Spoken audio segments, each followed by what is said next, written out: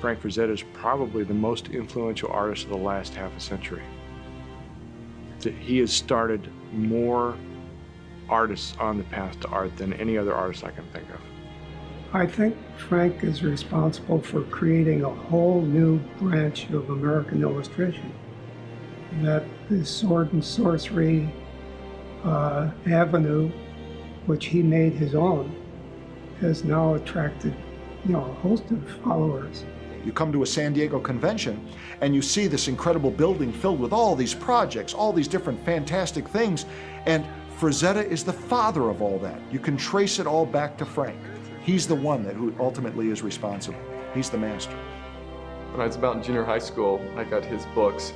And as with so many fantasy artists, I spent the next couple of years trying to do Frazetta. It doesn't take you too long to realize that Frazetta does Frazetta, and at some point you have to go out in your own direction. Some people couldn't handle that. It was so overwhelming that they lost whatever personal inspiration they might have, and they just went to copying the man and doing his style because they were so taken over. Usually the stuff, you can see the photograph, and you're never carried away by the romance of it. Frank's stuff, you are. It's really crucial for artists who are influenced by Frazetta to look at as many other artists as possible and take them in as influence as well. I think what was of more influence, I think, is the power and the strength of the stuff. It's the excitement of it. That's where we get the energy from. That's the inspiration. Which I translate into my stuff, is the energy, is the power of it, not the actual stuff itself. You know, he's the first one to really have done that pyramid sort of composition that everybody has copied since. You know, it works perfectly, and it's been imitated a million times. None of these guys would be here. They would be doing some other kind of art in some other field. It affected so many of us so strongly at a real pivotal age that we just did a complete 360 and started doing work that no way would we have been doing if not for having seen those images.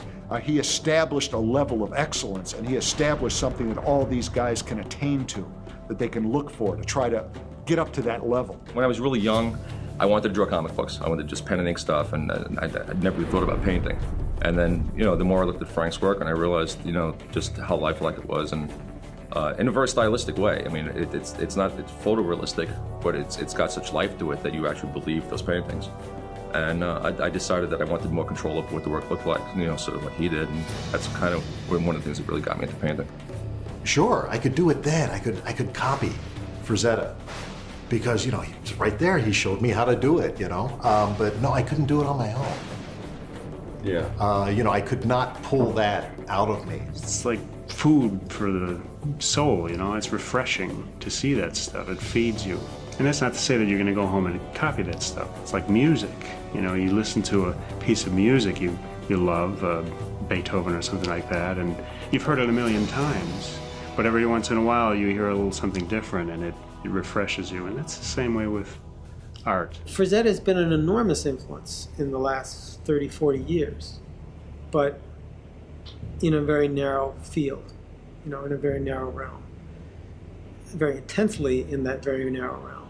Everybody who's in film today grew up on that stuff, you know, and they're all big fans. I mean, Spielberg, Lucas, all those guys, they buy Frazettas, and they've got Frazettas in their houses and stuff. Everybody, every film director brought in Frazetta's work.